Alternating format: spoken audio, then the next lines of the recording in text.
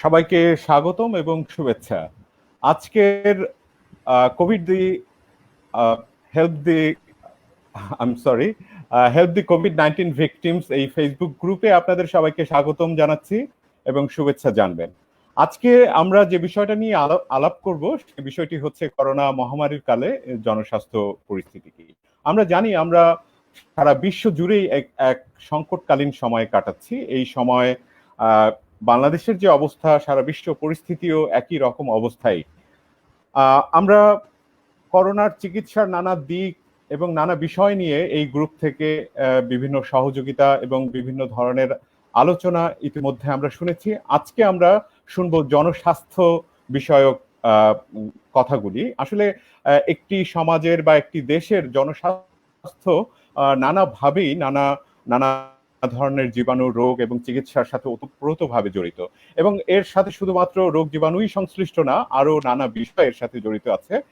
সেজন্য আজকে আমাদের মাঝে উপস্থিত আছেন বিশ্ববিখ্যাত একজন জনস্বাস্থ্য বিশেষজ্ঞ ডক্টর এম জাকির হোসেন। আমি ডক্টর জাকির হোসেন তাকে আমাদের মধ্যে এখনই নিব। তার আগে আমরা অত্যন্ত গর্বের সাথে জানাতে চাই যে ডক্টর জাকির হোসেন আমাদের এই গ্রুপের একজন অন্যতম অ্যাডমিন। আজকের অনুষ্ঠানটি আমরা নানাভাবে সাজিয়েছি। আজকে আপনারা নিজেরা প্রশ্ন করতে পারবেন। যারা এই অনুষ্ঠানটি দেখছেন তারা আমার কমেন্ট সেকশনে প্রশ্ন করতে পারবেন, এবং সেই প্রশ্নের উত্তর আমরা আমাদের আজকের অতিথির কাছে পেশ করব এবং তিনি সেই উত্তরটি আমাদেরকে দিবেন। সাথে আমাদের সাথে থাকবেন আমাদের এই গ্রুপের আরো কয়েকজন অ্যাডমিন যারা প্রশ্ন করবেন, এবং আমরা আরো কিছু ইনভাইটেড গেস্টকে আমরা বিভিন্ন সময়ে যদি তাদের অ্যাভেলেবিলিটির উপরে আমরা তাদেরকে তাদের প্রশ্নগুলো নেব। এবং ডক্টর জাকির হোসেন স্যার আমাদের সাথে এখন জয়েন করছেন। আপনারা আশা করি খুব ভালো একটা চমৎকার সময় আপনারা আমাদের সাথে কাটাবেন। স্যার, আপনাকে স্বাগতম জানাচ্ছি আমাদের এই গ্রুপ লাইভ অনুষ্ঠানে। আপনি এখন অনলাইনে আছেন। আচ্ছা, ধন্যবাদ সবাইকে যারা এখানে সময় দেবেন আমাদের কথাবার্তা শোনার জন্য। আমি জানি না আমাদের কথাখানি মূল্যবান হবে, প্রয়োজনীয় হবে, গুরুত্বপূর্ণ হবে, কিন্তু তারা যে আগ্রহ করে আমাদের সাথে অংশগ্রহণ করবে সেজন্য আমি তাদের কাছে কৃতজ্ঞতা প্রকাশ করছি। স্যার, আমরা জানি যে সারা বিশ্বে এখন নানা ধরনের টেনশন চলছে। মহামারী শুধুমাত্র স্বাস্থ্য নয়, অর্থনীতি, শিক্ষা থেকে শুরু করে সমস্ত স্তরেই নানাভাবে প্রভাব ফেলছে। প্রযুক্তিগত উন্নয়নের সাথে সাথে আমরা দেখছি জনজীবনের বিপর্যস্ত অবস্থা। নানা দিক থেকে এটা আমাদেরকে নানা নতুন চিন্তার আসলে উন্মেষ ঘটিয়েছে। এমন একটা পরিস্থিতিতে খুবই সাম্প্রতিককালে WHO এর একটি কথা আমরা শুনছি। আমি সেই প্রসঙ্গ দিয়ে আজকের আলোচনা শুরু করতে চাই এবং আপনার মূল্যবান বক্তব্য এবং মতামতও জানতে চাই। আমরা জানি যে WHO সাম্প্রতিককালে বিগত কয়েকদিনের মধ্যেই এটা বলেছে যে করোনা ভাইরাসটি এয়ারবর্ন, বা এটা বাতাসে ভাসমান থাকে এবং বাতাসে ছড়াতে পারে। এই বিষয়ে যদি আপনি আমাদেরকে একটু বুঝিয়ে বলেন ব্যাপারটা, আসলে আমরা কি বিশ্বাস করব? আসলে যে জীবাণুগুলো নাক দিয়ে, মুখ দিয়ে শরীরে প্রবেশ করে, শ্বাসতন্ত্রের মাধ্যমে শরীরে প্রবেশ করে, ওই জীবাণুগুলো কিন্তু আসলে হয় ড্রপলেট বলি আমরা, একটু বড় ধরনের বিন্দু, অথবা অ্যারোসল, ছোট ধরনের বিন্দু। এগুলো যখন কোনো সংক্রমিত ব্যক্তি কাশি দেন, হাঁচি দেন, তখন তার শরীর থেকে এগুলো ড্রপলেট আকারে বেরিয়ে আসে, যেগুলো বড় বিন্দু বলে, কাছাকাছি যারা থাকে তাদেরকে সংক্রমিত করে। আর এয়ারবর্ন যেটা আছে, এয়ারোসল, সেটা কিন্তু বেশ কিছুক্ষণ 10 মিনিটের মতো ভেসে থাকে, এবং ভেসে ধরুন একটা কক্ষের ভিতরে এটা চলতে থাকে বাতাসের মতো। এই জন্য বিদেশে, ইউরোপ এবং আমেরিকাতে তারা কিন্তু আমাদের মতো 3 ফিট দূরত্বে থাকার কথা বলে না, তারা সবসময় 6 ফিট দূরত্বে কথা বলে। কারণ যখন অ্যারোসল হয় এবং বাতাসে ভেসে বেড়ায়, তখন এটা কিন্তু 3 ফিটের বাইরে চলে যায়। এখন কখনো কখনো দেখা গেছে কোনো গবেষক বলছেন 13 ফিট পর্যন্ত তারা পেয়েছেন এই জীবাণুগুলো। যদিও অ্যারোসলের প্রকৃতিতে বা আকৃতিতে সংক্রমণের শক্তি কম, কিন্তু একেবারেই যে নাই তা বলা যাবে না।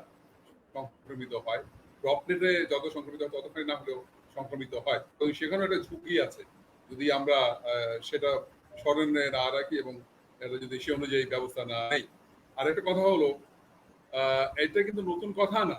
আমি যেটা আগেই বলেছি যে যেগুলো শ্বাস প্রশ্বাসের মাধ্যমে যে জীবাণুগুলো শরীরে প্রবেশ করে সংক্রমিত ব্যক্তি থেকে সুস্থ ব্যক্তির মধ্যে, এটা সবসময় কিন্তু বাতাসে এই ড্রপলেট এবং অ্যারোসল এই ফর্মেই কিন্তু ভেসে বেড়ায় এবং মানুষের শরীরে প্রবেশ করে। এটা নতুন কথা।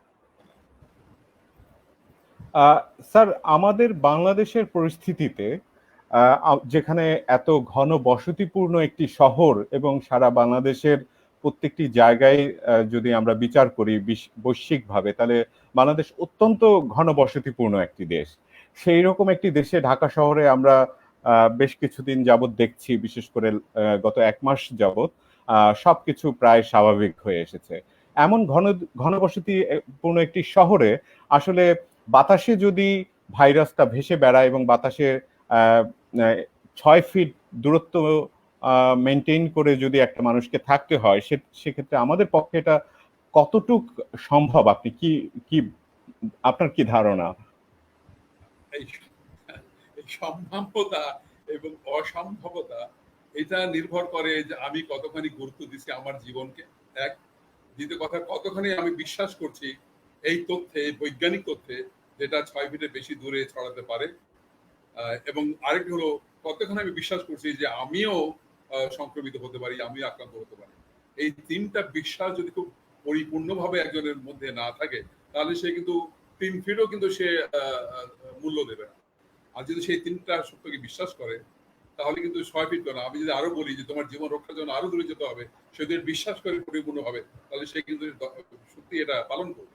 এই হলো সমস্যা, যে তাদেরকে বিশ্বাস করানো, তাদেরকে একটা বিশ্বাসযোগ্য ভাবে এই তথ্য তাদের কাছে প্রকাশ করা, পরিবেশন করা।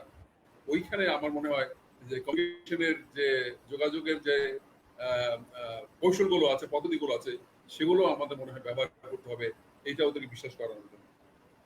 স্যার, এই প্রসঙ্গে আরেকটু আমি কথা না বলে পারছি না, সেটা হচ্ছে যে সারা বিশ্বেই আমরা বিভিন্ন সময়ে বিভিন্ন রকম কথা শুনছি। WHO এবং বিভিন্ন গবেষণা সংস্থাগুলো এক এক সময় আসলে এক এক রকম কথা বলছেন। প্রতিনিয়ত হয়তো তাদের গবেষণার ধরনও পাল্টে যাচ্ছে, নতুন করে তারা জানতে পারছেন, যার জন্য হয়তো নতুন একটা আসছে। আপনার কাছে আমরা জানতে চাই, এই বৈশ্বিক পরিস্থিতি বা বৈশ্বিক গবেষণার ফলাফলের সাথে আমাদের দেশে যেভাবে এগুলোকে আমরা আসলে দেখছি, মানুষ যেভাবে বুঝতে পারছে, অথবা সরকার এবং বিভিন্ন প্রশাসনিক যন্ত্রগুলো তারা যেভাবে এগুলো মানুষের মধ্যে প্রচার করছেন, এই জায়গায় কি মানে কোনো ঘাটতি আছে কিনা? আর দ্বিতীয়ত আপনার কি সাজেশন, আপনি কি মনে করেন কিরকম হওয়া উচিত? দেখুন, প্রথমে আমি কতগুলো কথা বলি। আমি জানি না এটা আমার বলা উচিত হবে কিনা, বলা শোভনীয় কিনা, কিন্তু আমি বিভিন্ন টেলিভিশন চ্যানেলে বিভিন্ন যে যারা বিশেষজ্ঞ, তারা যেগুলো কথা বলছেন, এগুলো অনেক সময় কিন্তু আসলে সত্যের উপরে এবং জ্ঞানের উপরে প্রতিষ্ঠিত না। আমি একটা উদাহরণ দেই। আমাদের যে প্রত্যেক দিন যে বলা হচ্ছে রোগের সংখ্যাটা, এই রোগের সংখ্যাটা আসলে নির্ভর করছে কিসের উপরে? যে যারা এখন যখন সংক্রমিত হয় এই COVID-19 যে রোগের যে ভাইরাসটা, সার্স CoV-2, এই ভাইরাস যখন সংক্রমিত হয়, তখন আমরা সবাই জানি কিন্তু যে ৮০-৮৫% কিন্তু আসলে হয় উপসর্গ থাকে না, অথবা খুবই মৃদু উপসর্গ থাকে। মাত্র 15% মানুষ তার মধ্যে সংক্রমণ, তার মধ্যে রোগের প্রকোপটা একটু বেশি দেখা দেয়। তার মধ্যে 5% হয়তো খুব মারাত্মক অবস্থায় চলে যায়। হয়তো 15% মানুষের হাসপাতালে যেতে হয়। আমরা কিন্তু এই 15%-এর উপরে ভিত্তি করেই কিন্তু আমাদের প্রতিদিনকার নিত্য নৈমিত্তিক যে তথ্য বা সংখ্যা, সেটা উল্লেখ করছি। বাকি 80%-এর সংখ্যাটা কিন্তু এর মধ্যে নাই। তার মানে হলো পুরো সংক্রমণের যে ব্যাপকতা সেটা কিন্তু এই সংখ্যার মধ্যে নাই। এইটা একটা কথা। আরেকটা হলো আরো আচ্ছা। আমি শুধু আরেক কথা বলি যে প্রথম দিকে আহ, আহ, বিশ্ব স্বাস্থ্য সংস্থা মানে প্রথম দিক আমরা চীনে যখন এটা সংক্রমণ একদম পড়ে যায় ওই সময় বিশ্ব স্বাস্থ্য সংস্থা একটা কথা বলেছিল যে আহ, এই এই যারা সংক্রমিত হয়েছে, যারা রোগগ্রস্ত হয়েছে, তাদের মধ্যে আহ, রোগ প্রতিরোধক তৈরি হয় না, অ্যান্টিবডি তৈরি হয় না। এখন আমরা যারা কিছুটা এই সমস্ত বিষয়ে বিভিন্ন সময়ে জ্ঞান সংগ্রহ করেছি, আমরা জানি যে রোগ যখন সারে এটা তো এমনি এমনি সারে না। রোগ শরীরে রোগ প্রতিরোধক শক্তি যদি না তৈরি হয় তো রোগ সারবে কোত্থেকে? সুতরাং রোগ যখন সেরেছে, রোগ প্রতিরোধ তৈরি হয়েছে, এখন আপনার যে পদ্ধতি আছে, আপনার যে কৌশল আছে, সেটা হয়তো ওটাকে ধরতে পারছে না, বুঝতে পারছে না। যেমন কিছু কিছু পেপার আমি পড়েছি যে আহ, সাধারণত অ্যান্টিবডি পরীক্ষা করা হয় আইজিএম আর আইজিজি, এই দুটো অ্যান্টিবডির, মানে 5-6টা অ্যান্টিবডি আছে, 5টা সবাই জানতাম, সাম্প্রতিককালে আরেকটা নতুন বেরিয়েছে মিডল ইস্টে, উটের মধ্যে, ওটা মানুষের মধ্যে পাওয়া গেছে। তো এই 5 রকমের মধ্যে আইজিএম আইজিজি সবচেয়ে বেশি গুরুত্ব দেওয়া হয়, এবং এই অ্যান্টিবডি যখন পরীক্ষা করা হয় তখন এই দুটোর পরীক্ষা করা হয়। কিন্তু কোভিড-19 সম্ভবত আইজিএটা আরো বেশি গুরুত্বপূর্ণ, যেটা কিন্তু পরীক্ষিত হয় না। এখন আমি যদি শুধু আইজিএম আইজিজি এর উপরে নির্ভর করে বলি, তাহলে আমি হয়তো বলবো যে না, এর মধ্যে রোগ প্রতিরোধ তৈরি হচ্ছে না। আমাদের এটা নিয়ে আসলে চিন্তা করার কিছু নেই। আরেকটা মানুষ ভয় পায় যে প্রথমে নেগেটিভ হলো, তারপরে পজিটিভ হলো। তার মানে কি? তার মানে হলো এই যে নেগেটিভ যদি 2-3 বার হয়, তিনি কিন্তু আর তার মধ্যে সংক্রমণ নাই, তার মধ্যে জীবাণু নাই। তাহলে পিসিআর করে যে পজিটিভ পাওয়া গেল, ধনাত্মক পাওয়া গেল, এটা করতে গেল। এখন হয় কি, প্রায় 1.5 মাস, 2 মাস, 3 মাস পর্যন্ত কিন্তু মরা ভাইরাস শরীরের মধ্যে থাকতে পারে। পিসিআর কিন্তু বোঝে না যে এটা মরা ভাইরাস না জীবন্ত ভাইরাস, সে শুধু বলে যে ভাইরাসটা আছে।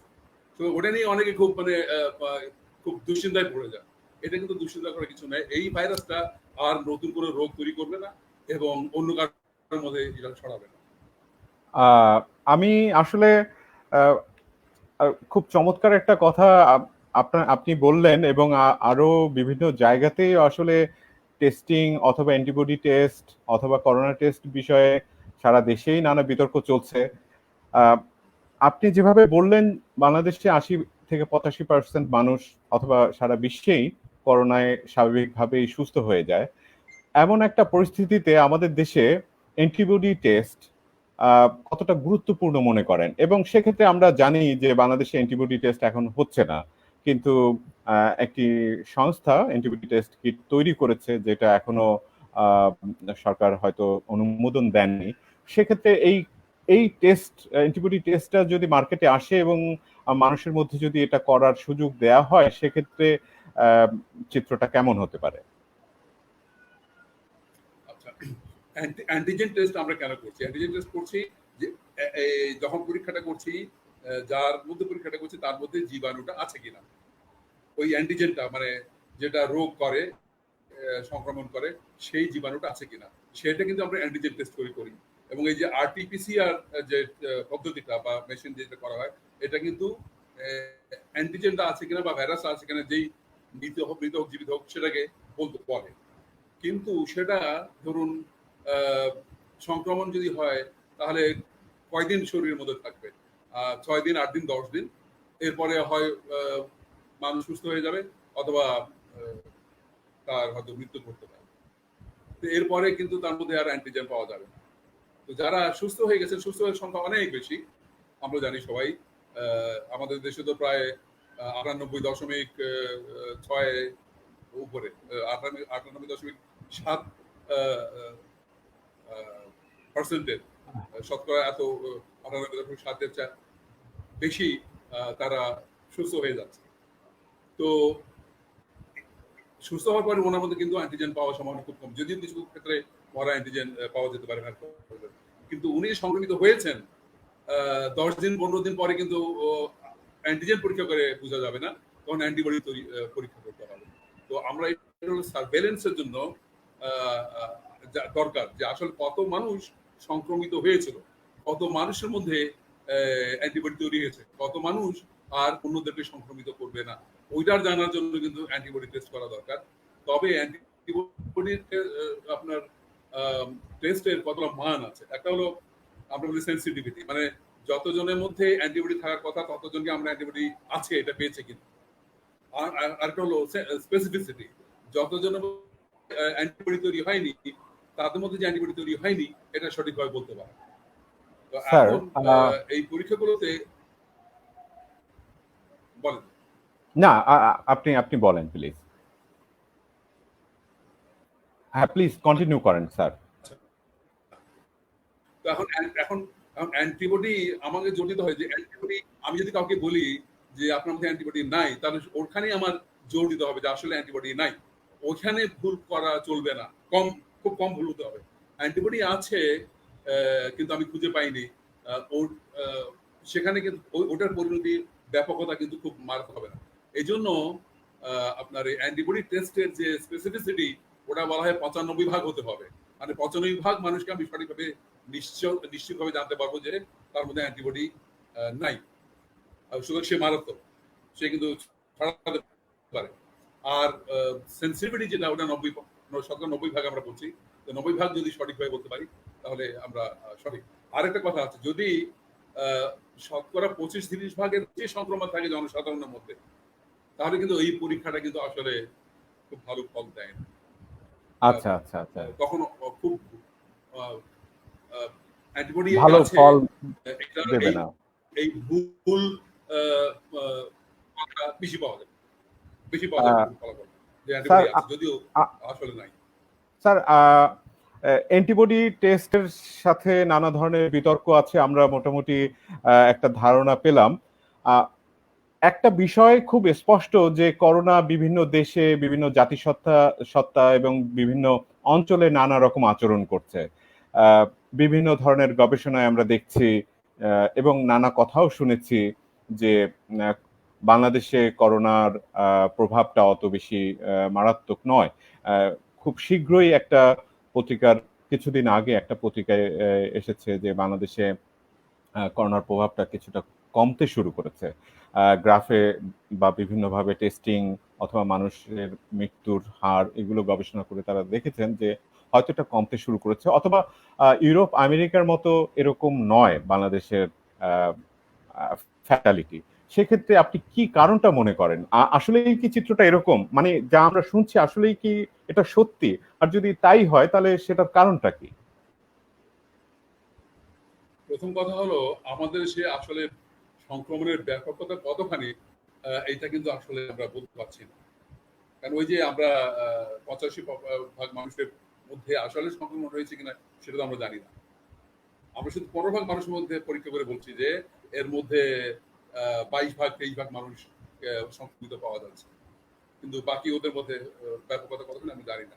কিন্তু অন্য স্যার দেশের সাথে এখানে মৃত্যুর তুলনা করলে, কথাও যদি আমরা আমরা দেখি, মৃত্যুর হার অন্যান্য আচ্ছা দেশের হ্যাঁ, তুলনায়, তাহলেও তো এটা কম দেখা মৃত্যুর যাচ্ছে। হার আমাদের, হ্যাঁ, এইটাই কিন্তু একটা খুব মানে স্বস্তিদায়ক এবং আনন্দের, যদিও এবং যুগপতভাবে খুব অবাক করার মতো একটা হার, যে মাত্র 1.27 ভাগ মানুষ আমাদের দেশে সংক্রমিত হবার পরে মারা যান। ভারতে 2.8, পাকিস্তানে প্রায় 2.1। তো ওই দেশগুলো চেয়ে আমাদের দেশে কম। এইটা আসলে একটা গবেষণার বিষয়। আমার একটা ধারণা হলো, আপনারা দেখেন যারা খেটে খাওয়া মানুষ, তারা কিন্তু খুব বেশি সংক্রমিত হয়েছেন, মারা গেছেন, এগুলো কিন্তু আমরা জানি না। হয়তো তাদের মধ্যে হচ্ছে কি হচ্ছে না আমরা জানি না, কিন্তু তথ্যটা আমাদের কাছে নাই।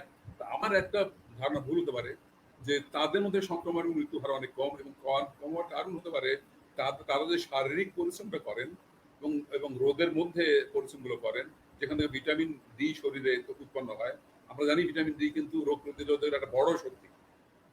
তো এগুলোর কতখানি ব্যাপকতা আছে। আরেকটা হলো যে, যেহেতু আমাদের দেশে আপনি বলেছেন যে এত জনবহুল, পৃথিবীর সবচেয়ে জনবহুল দেশের মধ্যে একটা, এখানে বিশেষ করে ঢাকা শহর, এখানে যারা নিম্নবিত্তের মানুষ, তারা নিজেদের মধ্যে এত বেশি একসাথে বাস করেন, সামাজিকতা অনেক বেশি তাদের মধ্যে। তো হয়তো এমন হতে পারে, এবং তারা যে সমস্ত পরিবেশে বাস করেন সেখানে জীবাণুর সংখ্যাধিক্য অনেক বেশি হতে পারে।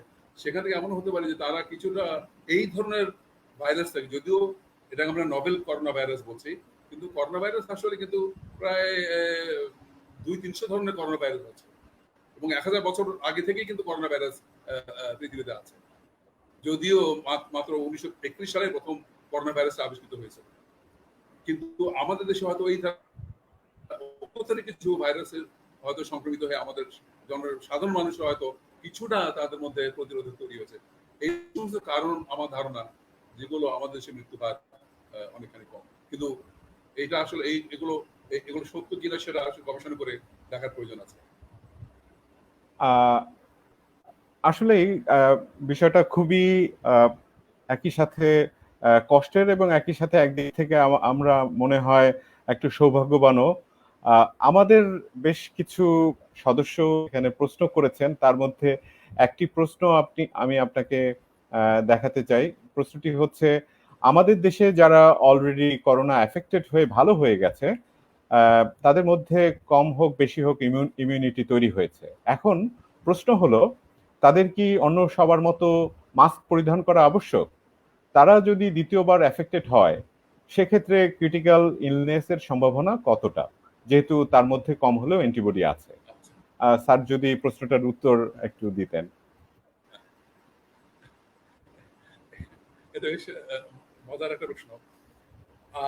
আমার মধ্যে যদি জীবনে ঢোকে, আমরা যদি সংক্রমিত হয়ে ভালো হয়ে যাই, আমার ওই ভাইরাসটার প্রতি আমার প্রতিরোধ শক্তি তৈরি হলো। কিন্তু আরএনএ ভাইরাসের সমস্যা কি জানেন? ভাইরাস যখন শরীরে ঢোকার পরে তো রেপ্লিকেট করে, তাই না? সংখ্যা বৃদ্ধি করে। সংখ্যা বৃদ্ধির সময় যেটাকে আমরা রেপ্লিকেশন বলি, তো তখন এই সংখ্যা বৃদ্ধির পরে ভাইরাসের মধ্যে একটা প্রুফ রিডিং বলে একটা কথা আছে, একটা অণু থাকে যেটা প্রুফ রিডিং করে যে কপি যেটা করা হয়েছে এই কপিটা অরিজিনাল কপির মতো কিনা। এই আরএনএ ভাইরাসে এই প্রুফ রিডিংটা খুব দুর্বল, যেই জন্য একজন মানুষের, আর এটা আরএনএ ভাইরাস এই জন্য কিন্তু খুব বেশি আসলে রূপান্তরিত হয়। আমি তো কিছু 4-5টা স্টেডিয়াম, তো এমন হতে পারে আরেকজনের মধ্যে যে আমার 4-5টা একটু নরমাল, তাহলে ওখান থেকে আমার সংক্রমণ হতে পারে। তবে ওই সংক্রমণটা খুব মারাত্মক হওয়ার কথা না, কারণ একই গোত্রের একই বংশের জীবাণুর বিরুদ্ধে প্রতিরোধ যদি তৈরি হয়, তো ওই বংশের সব জীবাণুর বিরুদ্ধে কিছু কিছু প্রতিরোধ কাজ করে, সুতরাং মারাত্মক হবে। আমরা আসলে করোনার প্রস্তুতিতে এবং করোনা প্রতিরোধের জন্য নানা রকম কাজ করতে দেখি আমাদের জনগণের মধ্যে, মানুষের মধ্যে, বিভিন্ন শ্রেণী পেশার মানুষের মধ্যে। অনেকে বাইরে যেমন বের হচ্ছেন না, আবার বাইরে থেকে ঘরে ফেরার পর তার সমস্ত জিনিসপত্রগুলোকে পরিষ্কার করেন। তারপরে এমনও আমি দেখেছি যে তারা শাকসবজি থেকে শুরু করে অনেক জিনিস ডিটারজেন্ট দিয়ে ধুয়ে ফেলছেন। এটা একটা বিষয়। যেমন একই সাথে করোনার পরিস্থিতির কারণে অন্যান্য যে সমস্ত মানুষের রোগ শোকগুলো আছে, তারপরে নানা রকম দুর্ঘটনায় পড়ছে। এই সামগ্রিক যে অবস্থাটা, আপনি যদি একটু বাংলাদেশের সামগ্রিক স্বাস্থ্য ব্যবস্থাটা কি অবস্থায় আছে এবং আসলে কি হতে চলছে আমাদের সামনে, আমরা আতঙ্কিত হব নাকি আমরা আসলে আমাদের কিছু করার আছে কিনা, এ বিষয়ে যদি একটু আমাদেরকে একটু ধারণা দিতেন খুব ভালো হতো। প্রথম কথা হলো যে বাইরে থেকে আসার পরে, বাইরে থেকে আসার পরে যে অভ্যেসগুলো, এগুলো ভালো, কারণ সাবধানের মার নাই, এবং সাবধান হলে আমার কোনো ক্ষতি নাই। এই জন্য আমার খুব বেশি আর্থিক সংশ্লেষ থাকার কথা না, কিছুটা সময় হয়তো আমার লাগবে, সাবধান থাকা ভালো। আর আতঙ্কিত হলে তো কোনো লাভ নাই, আপনি আতঙ্কিত হলে কোনো লাভ নাই। সুতরাং আতঙ্কিত যতখানি পারা যায় না হয় উত্তম। এটা বলা সহজ, কিন্তু করা সহজ না। আমি কাউকে বলি আতঙ্কিত হবেন না, এই কথা বলার হয়তো আরো বেশি আতঙ্ক হতে পারে। তো কিন্তু স্বাস্থ্য ব্যবস্থার যে প্রশ্নটা আপনি করলেন, আমি সরকারি চাকরি করেছি 29 বছর। তার মধ্যে 93 থেকে 2000 পর্যন্ত আমি স্বাস্থ্য অধিদপ্তরেই কাজ করেছি। স্বাস্থ্য অধিদপ্তরে আমার অনেক পুরনো আমার কলিগরা আছেন, জুনিয়র, সিনিয়র, উচ্চ পদে, নিম্ন পদে। আমি সবার সাথে মাঝে মাঝে একটু কথাবার্তা বলি। আমাদের সময়, এটা আমি জানি না কে কিভাবে নেবেন, কিন্তু আমাদের সময় যেরকম ছিল ব্যবস্থাপনা, কিন্তু এখন নাই। এখন এখন মনে হয় প্রত্যেকেরই নিজস্ব একটা এজেন্ডা আছে। সেই এজেন্ডা অনুযায়ী কিন্তু তারা তারা এই ব্যবস্থাপনার টেকনিকগুলো ব্যবহার করছে। আমি বলছি না যে ভালো কাজ করছে না, কখনো কখনো কিছু ভালো কাজ অবশ্যই হচ্ছে, কিন্তু সামগ্রিকভাবে সব সময়ের জন্য ভালো কাজ এটা কিন্তু হচ্ছে না। এবং এটা না হওয়ার কারণ হলো যে ওই যে যেটা বললাম, যে প্রত্যেকের মনে কিছু একটা এজেন্ডা আছে। সিস্টেমের ইমপ্রুভমেন্ট, সিস্টেমের ভুল ত্রুটিগুলো দূর করা, কোথায় খুঁত হচ্ছে, কোথায় গ্যাপ হচ্ছে, কোথায় উন্নয়ন করা যায়, এই চিন্তাগুলো কিন্তু খুব একটা মনে হয় না খুব বেশি করা হচ্ছে। আমরা যেমন চিন্তা করেছি যে আজকে যে ভুলটা হয়েছে, আগামীকালকে যাতে এই ভুলটা না হয়, এবং এই ভুলটা যাতে না হয় সেজন্য আমাকে কি করতে হবে, ওই চিন্তাগুলো মনে হয় না এখন খুব একটা করা হয়। আপনি দেখেন ওই পেপারে পড়েন 40টা নাকি কমিটি করা হয়েছে। 40টা কমিটি করার মতো বিশেষজ্ঞ স্বাস্থ্য বিভাগে আছে আমি জানতাম না। এত বিশেষজ্ঞ কোথেকে 40টা কমিটি করা হয়েছে। তো এবং এর মধ্যে অনেকগুলো কিন্তু কমিটির মেম্বার নিজেরা জানেন না কমিটি, আবার কমিটি বসেও না ঠিক মতো, আবার অনেক সময় কমিটি বিলুপ্ত করা হয়েছে যারা কমিটির সদস্য ওরা জানে না বিলুপ্ত করা হয়েছে। তো এবং এই যে এইভাবে যে কাজগুলো হচ্ছে, তারপর যেটা বললাম যে প্রথম 1 মাস আইডি স্যার শুধু রিজিম টেস্ট করেছে।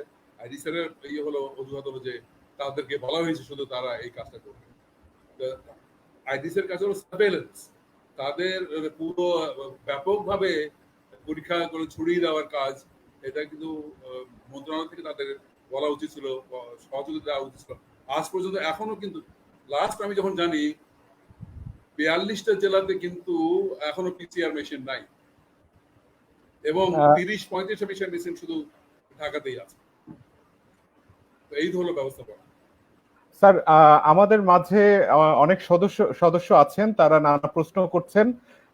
আমি এখন আমাদের একজন সদস্য, তাকে তিনি একটি প্রশ্ন করবেন, আমরা সেই প্রশ্নটি নিচ্ছি।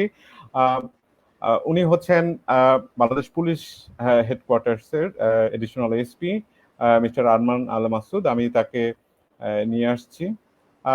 মিস্টার আরমান আল মাসুদ, স্বাগতম আপনাকে আমাদের এই লাইভ অনুষ্ঠানে। আমাদের মাঝে আছেন ডক্টর জাকির হুসাইন। আপনি বলছিলেন একটি প্রশ্ন আপনি করবেন আমাদের, আপনি যদি আপনার প্রশ্নটি করেন। থ্যাংক ইউ সো মাচ আমাকে আপনাদের এখানে নিয়ে আসার জন্য এবং প্রশ্ন করতে দেওয়ার জন্য। আমি জাকির হোসেন স্যারকে থ্যাঙ্কস জানাচ্ছি। আপনার ভিউজগুলো সবাইকে শেয়ার করছেন, আপনার এক্সপিরিয়েন্সটাকে শেয়ার করছেন। আশা করছি আপনার এই এক্সপিরিয়েন্স সবার কাজে লাগবে। আমার প্রশ্নটা হচ্ছে, এটা আমরা তো মিডিয়াতে বিভিন্নভাবে শুনছি এটা মানব তৈরি কিংবা এটা ন্যাচারাল না, এটা ন্যাচারাল না। তো এক্ষেত্রে কি যদিও সৃষ্টির ক্ষেত্রে সৃষ্টিকে পৃথিবীতে বাঁচিয়ে রাখতে সৃষ্টিকর্তা তো অনেক কিছুই করবে, তো এটা কি ন্যাচারালি নির্মূল হওয়া কি সম্ভব আপনার এই কোভিড-19? এটা ভালো একটা প্রশ্ন করেছেন। আমি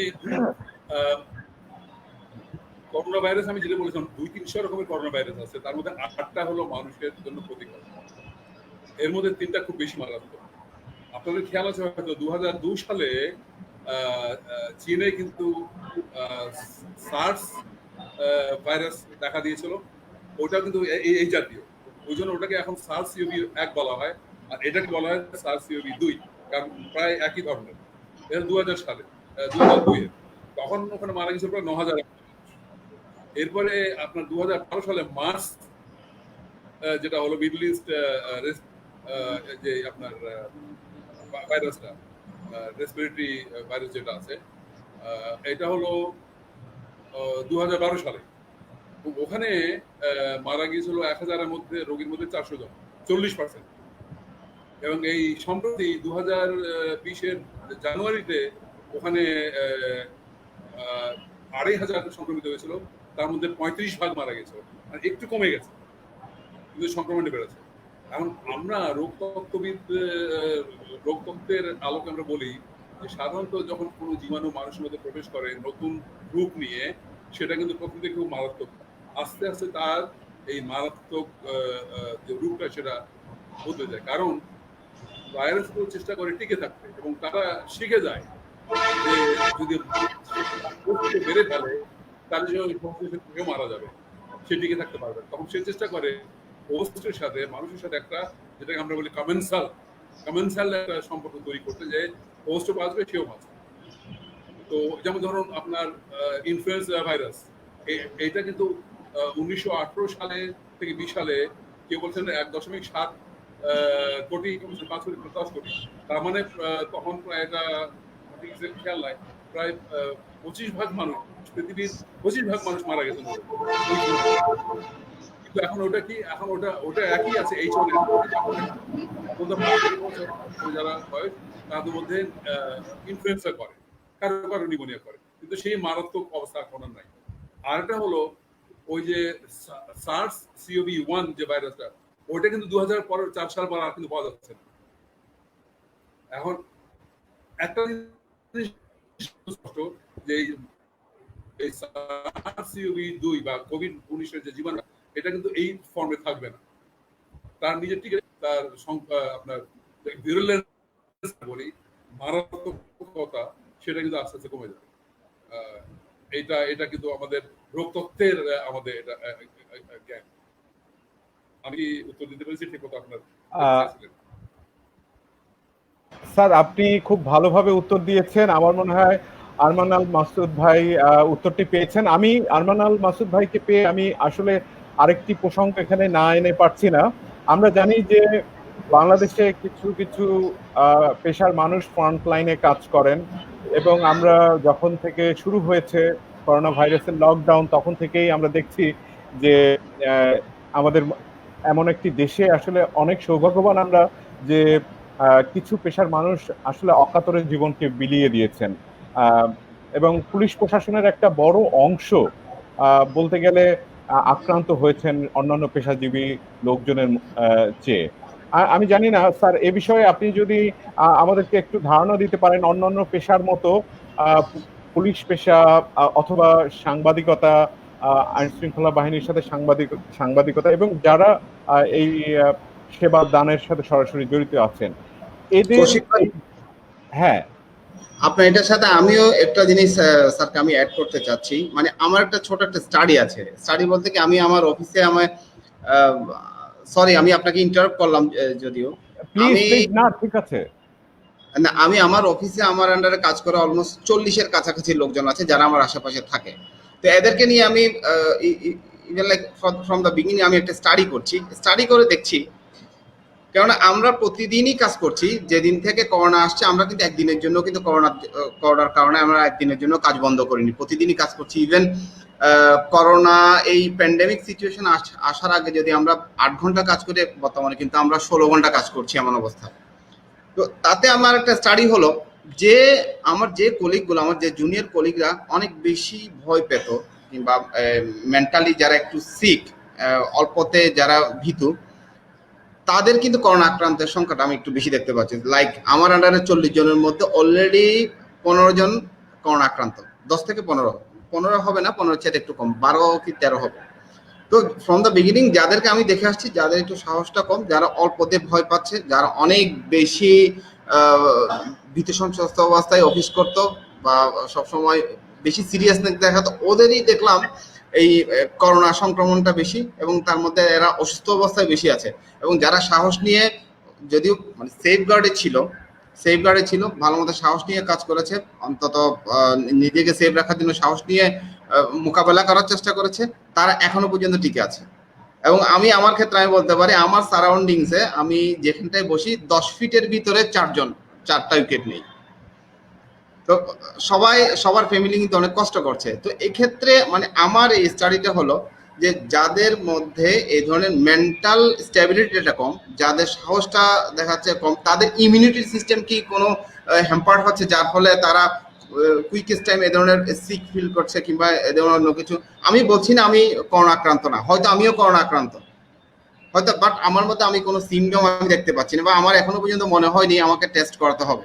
কারণ সিচুয়েশনটা এমন, সারা বাংলাদেশে গড়ে প্রতিদিন একটা নির্দিষ্ট সংখ্যার বাইরে মানুষ টেস্ট করতে পারছে না বিকজ অফ আওয়ার পভার্টি। তো হোয়াট এভার ইট ইজ, আমার কাছে মনে হচ্ছে মানসিক এই যে শক্তিটা, এটা আমার জন্য অনেক বেশি প্রয়োজন। আমি জাকির হোসেন স্যারের কাছে জানতে চাচ্ছি, what's your comment regarding my study.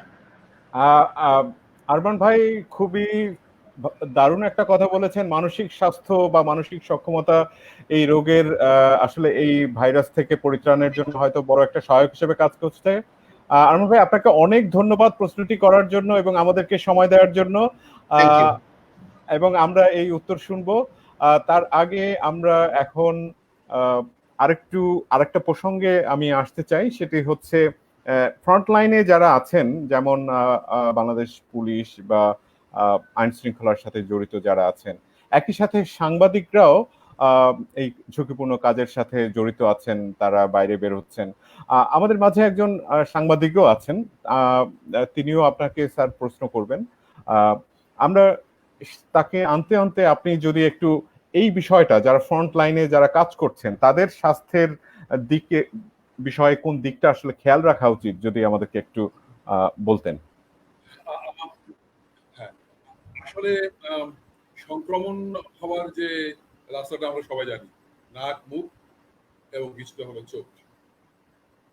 তো নাক মুখ আমি যেটা দিয়ে ঢাকছি, ওই মুখোশটা বা মাস্কটা, এটা কিন্তু মান সম্পন্ন হওয়া দরকার আছে। এবং আমি একবার যদি মাস্কটা ব্যবহার করি, 4-6 ঘন্টা পরে, 6 ঘন্টা পরে অবশ্যই ওটা আমাকে বদলাতে হবে। আর যদি কোনো হাঁচি কাশি দিয়ে, যদি কফ দিয়ে যদি এটা ভিজে যায়, তাহলে এটা কিন্তু আর ব্যবহার করব না। এই নিয়মটা কিন্তু আমাকে পালন করতে হবে, না হলে সেই মাস্কের আর কোনো প্রতিরোধক মূল্য থাকে না। এক, মাস্ক আমি অনেক সময় দেখি যে মাস্ক, মানুষ কথা বলার সময় মাস্ক নামিয়ে ফেলেন। অনেক সময় চা খাচ্ছেন, বিড়ি সিগারেট খাচ্ছেন, মাস্কটা নামিয়ে নেন।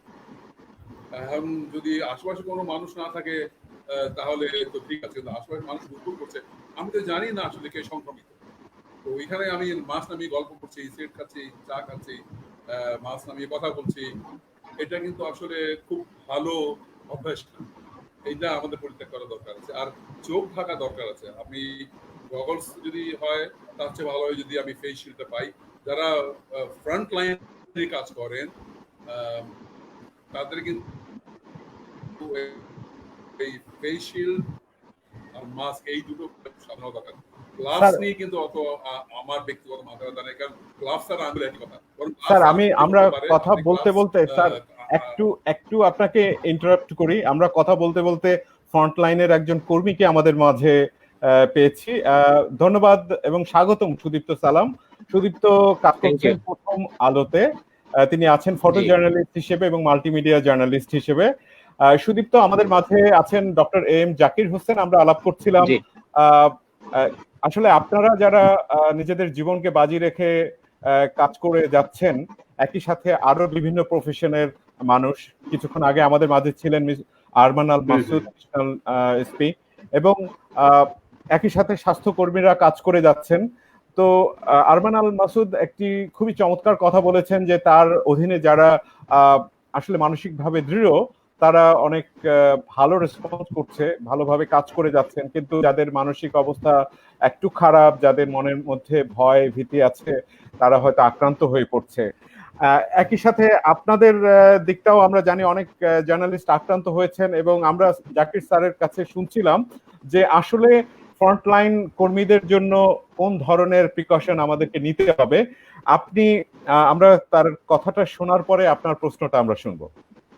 Sir, Zakir Hossain sir. আমি আরেকটা কথা, ওই যে মাসুদ সাহেব যে কথাটা বলছিলেন, অনেক সময় কিন্তু রোগীরা বলে যে ডাক্তার সাহেব গায়ে হাত দিলেই রোগ অর্ধেক সেরে যায়, বা ডাক্তার সাহেব যে কথাগুলো বলার পরেই রোগ অর্ধেক সেরে যায়। এটা আসলে কিন্তু খুব মিথ্যা কথা না। আসলে আপনার শরীরে পিটুইটারি গ্ল্যান্ড যেটা আছে, সেখান থেকে আমি এক্স্যাক্টলি খেয়াল নাই সিকুয়েশনটা কি, একটা সিকুয়েশন হয় অনেক সময় যেটা কিন্তু রোগ সারানোর কাজে খুব কাজে লাগে। এই জন্য যদি মানুষের নিজের উপরে আস্থা বিশ্বাস থাকে, পিটুইটারি গ্ল্যান্ডে সেই সিকুয়েশনটা বাড়ার সম্ভাবনা বেশি। সেই ক্ষেত্রে রোগাক্রান্ত হওয়ার বা মারাত্মক পরিণত হওয়ার সংখ্যাটা কম। আরেকটা হলো অনেক সময় কিন্তু বাংলাদেশে আমরা একটা গবেষণা করে দেখেছি 30% মানুষ 30 বছরের উপরে তাদের মধ্যে হয় বহুমূত্র আছে, না হলে উচ্চ রক্তচাপ আছে, তারা নিজেরা জানে। এইটা হলো একটা কথা। আর যারা ধূমপান করেন এবং স্থূলকায়, ওজন বেশি, মদ্যপান করেন, এদের মধ্যেও কিন্তু মৃত্যু হার বেশি। শুধু যে হৃদরোগ থাকবে, কি বলে, বহুমূত্র থাকবে, বা উচ্চ রক্তচাপ থাকবে, ক্যান্সার থাকবে, শ্বাসতন্ত্রের অন্যান্য রোগ থাকবে, ওটা তো আছেই। ওর সাথে এইগুলো কিন্তু অনেক সময় আমরা জানি না যে এই যে অল্প বয়সে মারা যাচ্ছে, 20-30 বছর মারা যাচ্ছে। সবাই এই জন্য মারা যাচ্ছে তা না, কিন্তু অনেকেই মারা যাচ্ছে এই জন্য, কিন্তু তারা আমরা জানতাম না যে তারা এই রোগে ভুগছে। এটাও কিন্তু একটা কারণ। স্যার, আমরা একটু সুদীপ্তর কথা শুনি। আপনি যদি আপনাদের পরিস্থিতিটা একটু বলে তারপরে যদি কোনো প্রশ্ন থাকে স্যারের কাছে। ধন্যবাদ কৌশিকদা, আর ধন্যবাদ স্যার। আপনার কথা শুনছিলাম, আমি একদম শুরু থেকে আপনার কথা শুনছিলাম। আমি একটু ভয়ে ছিলাম, কারণ এই ধরনের কথাগুলো তো আমরা বিশেষজ্ঞদের কথাগুলো বিগত 3-4 মাস ধরে শুনছি।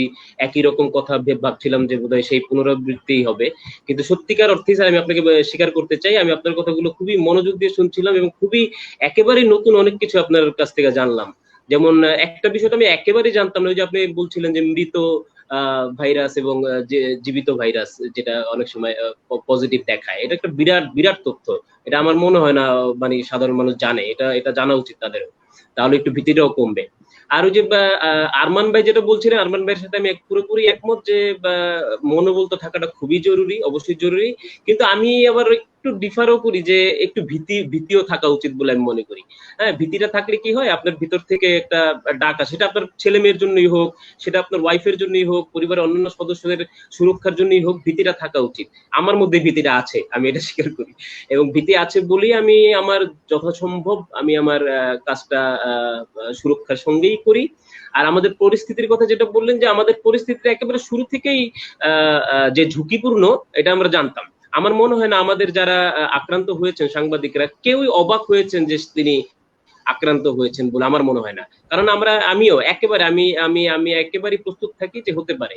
কারণ আপনি স্যার খুব ভালো জানেন আরো যে এটা এত ভাবে যে হচ্ছে, এত রকমের এটার যে সুযোগ, এত রকম অপশন এটার, এই ভাইরাসটার, সো আপনি একদম পুরোপুরি শিওর হতেই পারেন না যে এটা আপনার হবে না। এবং আরো একটা বিষয় আমার মনে হয় স্যার, আমি ছোট মুখে একটা বড় কথা বলি, আমার কাছে কেন জানি মনে হয়, সবসময় মনে হয়েছে যে এই কোভিড-19 নিয়ে না আমাদের গবেষণাটাও শেষ হয়নি বলে ওই যে কৌশিকদা আপনি শুরুতে বলছিলেন যে বিভিন্ন রকমের বিতর্ক, এক একদিন এক এক রকমের কথা, এটা না এই কারণেই। এবং আমরা না আসলে পুরোপুরি ভাবে জানি না এটা কি 6 ফিট নাকি 10 ফিট নাকি 3 ফিট, আসলেই সত্যিকার অর্থে কি, এটাও আমার কাছে মনে হয়। এটা কি পানিতে হয়, এটা কি পেপারের উপরে থাকে, এটা কি কাপড়ের উপর থাকে, প্লাস্টিকে কতক্ষণ থাকে, এই বিষয়গুলো না আসলে একেবারে আমাদের মনে হয় একদম শীর্ষস্থানীয় গবেষকদের মধ্যে দ্বিধাদ্বন্দ্ব আছে, আর আমরা তো সাধারণ মানুষই, তার মানে সুযোগটা অনেক বেশি। তো আমাদের ওই যে বললাম যে আমাদের অবস্থাটা একেবারেই ঝুঁকিপূর্ণ। কারণ ধরেন একটা জিনিস, যে আমি না খুব সাবধানেই ছবি তুলছি বা সাবধানেই রিপোর্টটা তৈরি করার চেষ্টা করছি, কিন্তু এটা হয় না। সাংবাদিকদের একেবারে মানুষের মধ্যে যেতেই হয় যদি আপনি পুরোপুরি পারফেক্টলি যদি কাজটা করতে চান। এখন আপনি যদি না করলাম না, আমি দূর থেকে চলে আসলাম, তখন কিন্তু আমার পাঠকও বঞ্চিত হবেন এবং কাজটাও ঠিক মতন হবে না, এবং আমার পত্রিকা বা আমার টিভি চ্যানেলও কিন্তু বঞ্চিত হবে একটা ভালো বিষয় থেকে। এই ভালোটা করতে গেলে আমাদের আসলে আলটিমেটলি যেভাবেই বলেন, এটা মানেন আর না মানেন, আমাদের নিতে হয়, ঝুঁকিটা নিতেই হবে, নিতে হচ্ছে। তো এখান থেকে আমি বের হওয়ার কোনো সুযোগ আমি দেখি না সাংবাদিকদের, অবশ্যই ডাক্তারদের, অবশ্যই পুলিশদের এবং অন্যান্য যে যেমন পরিচ্ছন্ন কর্মীরা, তাদের না সুযোগ নেই, হয় কাজটা বন্ধ করে দিতে হবে অথবা ঝুঁকি নিয়ে এই কাজটা করতে হবে, এটা আমি দেখেছি। এখন আপনার হাতে যেটা আছে সেটা হলো এরকম আমাদের এই যে জাকির স্যারদের মতন বিশেষজ্ঞদের কথাগুলো শুনে আরো বেশি সতর্ক হওয়া, আরো বেশি সুরক্ষিত থেকে কিভাবে কাজটা করে ওই যে পারফেক্ট কাজটাই করে যাওয়া, সেটা জানতে হবে। এর বেশি কিছু করার সুযোগ নেই আমার মনে হয় না। হয় কাজ বন্ধ করে রাখতে হবে, আবারও বললাম, অথবা কাজটা এভাবেই করতে হবে আমাদের। থ্যাংক না, ইউ, আমার ধন্যবাদ। ব্যক্তিগত ইয়ে হলো, বিশ্বাস হলো যে যতটুকু সম্ভব আমাকে সাবধান হতে হবে। আমি আজকে আমার ওয়াইফকে রাইট স্যার। বলছিলাম যে যতই সাবধান হই, এটা কিন্তু লক্ষিন্দরের ওই লোহার বাসর বাসর ঘরের ঘরে মতো, লোহার হ্যাঁ জি ঘরে স্যার। সাপ কোনখান দিয়ে ঢুকবে আমি অত বলতেও পারবো না। আহ, তো ওই জন্য যতক্ষণ সাবধান হওয়া যায়, যতক্ষণই জ্ঞান রাইট বৃদ্ধি করে রাইট সেটাকে ব্যবহার করা। রাইট। স্যার, আমরা আমরা নানা রকম পরিস্থিতিতে আসলে এখন নানা রকম কথা শুনছি, একই সাথে এটা এটা আসলে জনস্বাস্থ্যের আহ, বিভিন্ন নতুন নতুন এরিয়াকে হয়তো সামনে নিয়ে এসেছে। আমরা মানসিক সমস্যাটা বা মানসিক দৃঢ়তার বিষয়টা আসলে সবসময় শুনে আসছি, নানাভাবে দেখে আসছি, এবং আসলে আমাদের হয়তো বাংলাদেশের মানুষের দৃঢ় মনোবলের কারণেই আমরা সবসময় টিকে যাই। এই এই প্রসঙ্গে যারা ফ্রন্টলাইন কর্মী যারা আছেন, বিশেষ করে আমাদের আরমান ভাই যে প্রসঙ্গটি নিয়ে আসলেন বা সুদীপ্ত যেভাবে বললেন, আসলেই আমরা ভীত হব না, কিন্তু একই সাথে আমাদের আতঙ্ক থাকা প্রয়োজন নিজেদের সতর্কতার জায়গা থেকেই। এই সামগ্রিক পরিস্থিতিতে আপনি যদি এক লাইনে বা একটা বটম লাইনে যদি আমাদেরকে একটি মেসেজ দিতে চান যে আসলে আমাদের কিভাবে রেসপন্স করা উচিত, সেটা আপনি কি বলবেন স্যার? একটা হলো 6 ফিট দূরত্বে থাকবে সব আপনি যে মানুষগুলোকে চেনেন না বা যে মানুষগুলো সংক্রমিত হয়েছে কি হয়নি আপনি জানেন না, তাদের কাছ থেকে 6 ফিট দূরে থাকবেন। মাস্ক কখনো নামাবেন না, শুধুমাত্র, এবং 6 ঘন্টার বেশি একটা মাস্ক ব্যবহার করবেন। এবং কাপড়ের মাস্ক 3 পরতের কাপড়ের মাস্ক সবচেয়ে ভালো, কারণ সেগুলো আপনি ধুয়ে ধুয়ে ইস্ত্রি করে ব্যবহার করতে পারেন। 2-3 সেট থাকলে সেটা কিন্তু চলে যায়।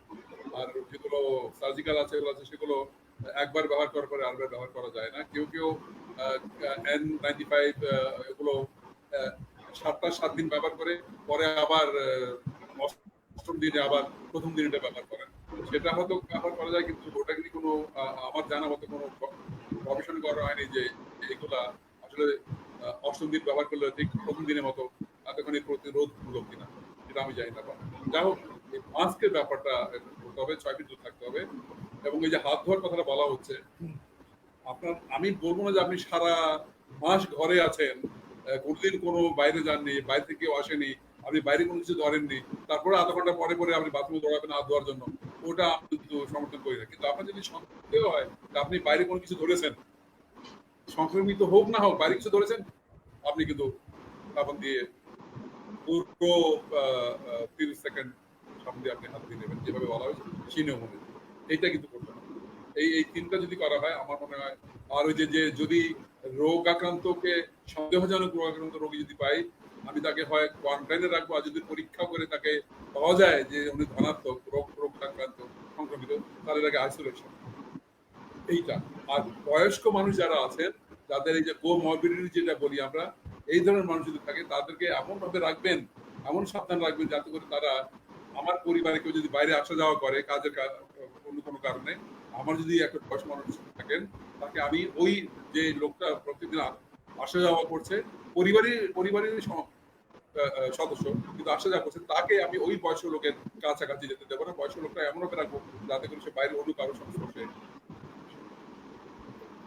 স্যার, আমরা আসলে অনেক কথাই শুনলাম। আমাদের মাঝে আমাদের আরেকজন বন্ধু আছেন, তিনি ফ্রন্টলাইন কর্মী, স্বাস্থ্যকর্মী, ডক্টর মানিক মজুমদার। উনি ময়মনসিংহ মেডিকেল কলেজে আছেন। আমরা তাকে একটু আমাদের স্টুডিওতে নিয়ে আসতে চাচ্ছি। স্বাগতম এবং শুভেচ্ছা ডক্টর মানিক মজুমদার। আমাদের মাঝে আছেন doctor M Zakir Hossain sir, আছেন প্রথম আলোর সাংবাদিক সুদীপ্ত সালাম। আমরা জানি যে আপনারা খুবই দুরূহ একটি কাজ করছেন, সরাসরি একেবারে সামনে থেকে হাসপাতালে প্রতিদিন হয়তো করোনা আক্রান্ত একজন মানুষকে সেবা দিচ্ছেন।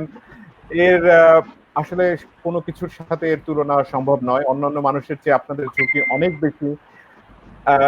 আপনারা যেভাবে চিকিৎসা সেবা দিচ্ছেন, আমাদের মাঝে জাকির স্যার দীর্ঘ অনেক দিন যাবত আমাদের জনস্বাস্থ্যের বিভিন্ন ব্যবস্থাপনা এবং এর সিস্টেম ডেভেলপমেন্টে কাজ করে এসছেন। আপনাকে আমাদের মাঝে পেয়ে ভালো হলো। আপনি আপনি কোন ধরনের প্রিকশন বা ইস্যুগুলোকে আপনি গুরুত্বপূর্ণ মনে করছেন, যেগুলো আসলে আমরা জাকির স্যারের কাছ থেকে জানতে পারি? ধন্যবাদ। শুরুতে আমি কৌশিক, তোমাকে আমি শুভেচ্ছা এবং ধন্যবাদ জানাই হেল্প দ্য কোভিড-19 ভিকটিম গ্রুপের পক্ষ থেকে, এবং আমাদের সবার প্রিয় sir doctor M Zakir Hossain স্যারকেও আমি অনেক শুভেচ্ছা জানাই। স্যার অনেক কষ্ট স্বীকার করে এবং ধৈর্য সহকারে যে আমাদের এই লাইভ সেশনে যে স্যার অংশগ্রহণ করেছে, এই জন্য স্যারকে আমার পক্ষ থেকে অনেক শুভেচ্ছা এবং স্বাগত জানাই। আমাদের সাথে আরেকজন সাংবাদিক ভাই আছেন, সুদীপ্ত ভাই আছেন, তাকেও আমি শুভেচ্ছা জানাই। অ্যাকচুয়ালি কৌশিক, তুমি ঠিকই বলেছো যে আমাদের আসলে এখন যে সিচুয়েশন শুরু হয়েছে, যে বাংলাদেশে শুধু নয় সারা দেশব্যাপী পৃথিবীব্যাপী যে কোভিড-19 সিচুয়েশন যে চলছে, সেখানে আমরা আসলে যেহেতু ফ্রন্টলাইনে কাজ করছি, আমাদের আসলে অনেক ইস্যু নিয়েই আমাদের সামনে চলে আসে।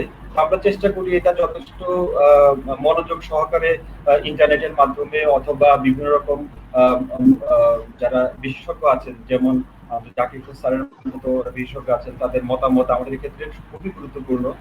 কারণ এই রোগটা আমাদের পৃথিবীতে এই রোগটা নতুন, তো কাজেই আমাদের এই সম্পর্কে জানার জন্য আমাদের বিভিন্ন রকম অণুজীব বিজ্ঞানী, জনস্বাস্থ্য বিশেষজ্ঞ এবং তাদের কথাগুলোই আমাদেরকে প্রাধান্য দিতে হবে এবং তাদের কথাগুলোই আমাদের কাছে এখানে মহামূল্যবান। তো আমি রিসেন্টলি যে সমস্যাটা ফেস করছি, যেহেতু আমি শিশু বিশেষজ্ঞ হিসেবে কাজ করছি, আমাকে অনেকে প্রশ্ন করে যে আসলে অনেক রোগেই যেমন ধরলাম চিকেন পক্স, যদি একটা মা যদি চিকেন পক্স যদি প্রেগন্যান্সি শেষ মুহূর্তে ধরলাম আর 10 দিন পরে অপারেশন মানে সিজারিয়ান সেকশন অথবা নর্মাল ডেলিভারি বাচ্চা হবে, তখন বাচ্চাটা যদি কোনো মায়ের যদি চিকেন পক্স রোগটা যদি হয়ে যায়, তাহলে কিন্তু বাচ্চা কিন্তু মায়ের শরীর থেকে কিন্তু ইমিউনিটি কিন্তু পেয়ে গেল। তো এখানে আমরা একটা প্রশ্ন হচ্ছে, এই কোভিড-19 যদি মা যদি আক্রান্ত হয় লাস্ট ট্রাইমেস্টারে, তাহলে এখানে যে অ্যান্টিবডিটা যে তৈরি হবে, এটা কি ট্রান্সপ্লেসেন্টালি বা ভার্টিক্যালি বাচ্চার শরীরে যাবে কিনা এবং বাচ্চা সেখানে ইমিউন মানে হবে কিনা, এটা একটু আমার একটু জানার একটু প্রশ্ন। অনুগ্রহ করে স্যার যদি একটু জবাব দেন তাহলে একটু কৃত হবে। ধন্যবাদ স্যার। মালিক, অ্যান্টিবডি যেটা বুকের দুধের মাধ্যমে যায় বাচ্চাদের শরীরে, সেগুলো আইজিএ। একটু আমি বলছিলাম যে কারো কারো ধারণা যে এই কোভিড-19 বিরুদ্ধে যে অ্যান্টিবডি গুলো কাজ করেন, তার মধ্যে আইজিএ সম্ভবত খুবই শক্তিশালী ভূমিকা পালন করে, যেটা আসলে খুব বেশি পরীক্ষা করে দেখা হয়নি।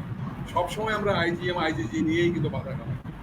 এই ক্ষেত্রে সম্ভবত আইজিএ এর একটা বড় ভূমিকা আছে এবং বুকের মাধ্যমে আইজিএ বিস্ফোরিত হয়, সেটা বাচ্চার জন্য ভালো, কিন্তু ভাইরাসটা বিদ্যুতের মাধ্যমে সংক্রমিত হয় না। আর একটা হলো, এটা আমার হঠাৎ মনে হলো যে আসলে ভাইরাসটা শরীরে ঢুকে যে যে শরীরের কোষের যে অংশটা দিয়ে, সেটাকে বলি আমরা H2, অ্যাঞ্জিওটেনসিন কনভার্টিং এনজাইম 2, এবং এইটা কিন্তু ছেলেদের মধ্যে পুরুষের মধ্যে অনেক বেশি থাকে, মেয়েদের মধ্যে কম থাকে। এই জন্য বলা হচ্ছে যে মেয়েদের মধ্যে হয়তো 17-30 জন মারা যান যারা খুব মারাত্মকভাবে রোগাক্রান্ত, আর পুরুষের মধ্যে মারা যান 70 ভাগ এই H2 এর কারণে। এবং পুরুষের প্রায় অন্ডকোষ থেকে শুরু করে একেবারে শরীরের যে কোনো আপনার গ্ল্যান্ডে, প্যানক্রিয়াসে, আপনাকে লিভারে, কিডনিতে, ব্রেইনে, সবখানে আছে। তো ইউট্রাসে সম্ভবত মানে জরায়ুতে সম্ভবত H2 এর পরিমাণটা খুব কম। সুতরাং এই জন্যই বলা হচ্ছে যে গর্ভবতী হলেও সম্ভবত শিশুর মধ্যে সংক্রমণের সম্ভাবনাটা কম। তো যদিও আমি ব্যক্তিগত এনকারেজ করবো না কেউ কোভিড অবস্থায় গর্ভবতী হন, এটা আমি চাই না, কারণ অনেক কিছুই আমরা কিন্তু জানি না, আমাদের জ্ঞানের এখনো কিন্তু আমরা চূড়ান্ত সময় যাই অনেক কিছু। এবং সবচেয়ে বড় কথা হচ্ছে একদম আনকরা একটা ভাইরাস, মানে এই নোভেল ভাইরাসটা এর আগের ভার্সন গুলোর তুলনায় এই ভাইরাসের যে ব্যাপকতা, সেটার সম্বন্ধে আসলে বিশ্বই হয়তো প্রস্তুত ছিল না। আমরা স্যার আগের একটু প্রসঙ্গে আমারও মনের কিউরিওসিটি এই বিষয়টাকে আর একটু ভালো করে জানার জন্য, আমি জানি না এটা এরকম কিনা, যে ভয় পেলে আসলে আক্রান্ত হওয়ার ঝুঁকিটা কি বেশি থাকে, যেটা আরমান ভাই প্রশ্ন করে গিয়েছিলেন, যে আসলে ভয়ের সাথে এই ভাইরাসের কোনো যোগাযোগ আছে কিনা। এটা বলা বড় মুশকিল, আমি এটাকে ব্যাখ্যা করতে পারবো না। তবে অনেক সময় হয় কি, আমরা যখন আতঙ্কিত হয়ে যাই আমাদের কিন্তু বুদ্ধি আমরা ব্যবহার করতে পারি না। হয়তো তখন আমাদের যে সাবধানতাগুলো অবলম্বন করার প্রয়োজন ছিল এগুলো তখন আমরা আমাদের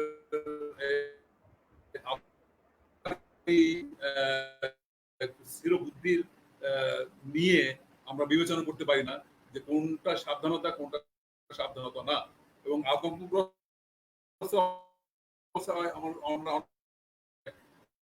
হয়তো এমন কিছু করে বসি যেটা সাবধানতা অবলম্বন করতে যে আসলে আরো বেশি অসাবধান হয়ে যায়, হয়তো এই ধরনের কিছু করতে পারে। আসলেই এটাই হয়তো কারণ হচ্ছে ভয় পেলে আসলে অনেক কিছুই হারিয়ে যেতে হয়। আমরা মানিক ভাইকে যেহেতু পেয়ে গেছি, মানিক ভাইয়ের কাছে উত্তরটা শুনি, আসলে তারা কিভাবে কাজ করছেন, ভয় এবং ভীতি কিভাবে ভুলে থাকছেন। আচ্ছা, সক্রেটিস একটা কথা বলি আপনাদেরকে। সক্রেটিসকে জিজ্ঞেস করা হলো যে বীরত্ব কি, উনি উত্তর দিলেন যে যখন একজন সবল মানুষ 10 জন সবল শত্রুর মাঝখানে পড়ে যায় তখন সে যদি ওদের দৌড়িয়ে পালাতে পারে সেটাই বীরত্ব। কারণ তখন মানুষ এত ভয় পেয়ে যে কাঁপতে থাকে সে দৌড় দেওয়ার মতো শক্তি ওর থাকে না। চমৎকার উদাহরণ। মানিক ভাই, আপনি আসলে আপনারা কিভাবে কাজ করছেন? আচ্ছা, ধন্যবাদ কৌশিক। আমি স্যারের সাথে অনেকটাই একমত। স্যার খুব সুন্দর করে বলেছেন, আসলে এটা কিন্তু অত্যন্ত সত্য কথা, যে মানুষ ভয় যদি পায় তাহলে হয় কি তার মধ্যে অনেক সময় মানে বিবেচনা বোধ বা কোনটা কি করতে হবে কিংকর্তব্য বিমূঢ় হয়ে যায়। এটা খুবই একটা ভাইটাল একটা বিষয়। তখন হয় কি সে অনেক ভুল করে বসে। যেমন ধরেন সে কিন্তু ভুলে যায় যে তার প্রোটেকশন লেভেলটা কোথায় আছে।